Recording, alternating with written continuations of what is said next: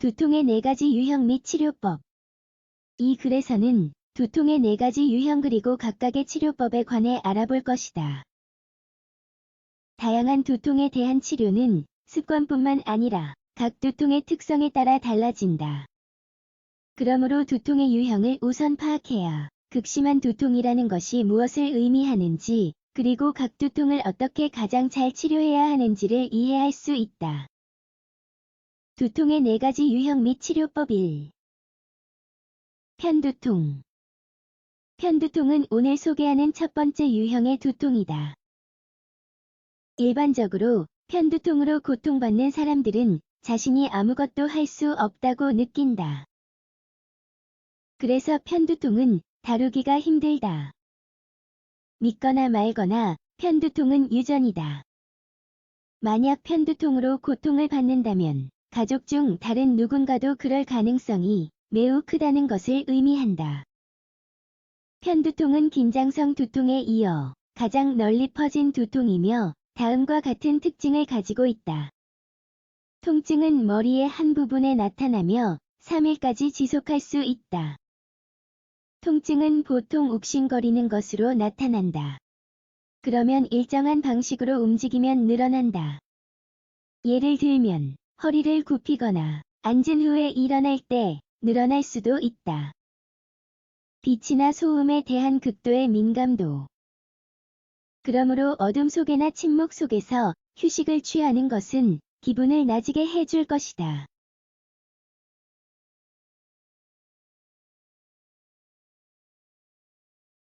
편두통은 치료법이 없다.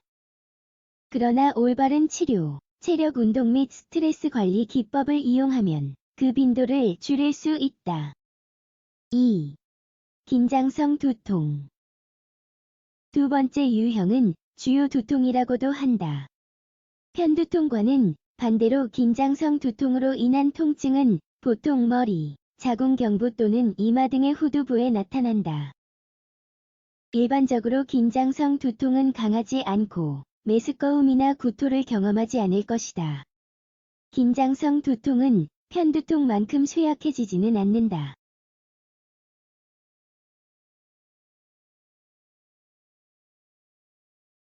심지어 운동도 할 수 있다. 하지만 긴장성 두통은 훨씬 더 빈번하며 1일에서 7일까지 지속할 수 있다.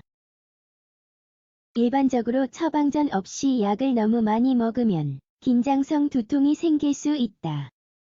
하지만 스트레스, 카페인 금단 및 이갈이도 원인이 될 수 있다. 많은 경우에 이부프로펜은 통증을 줄이는 데 많은 도움을 준다. 3.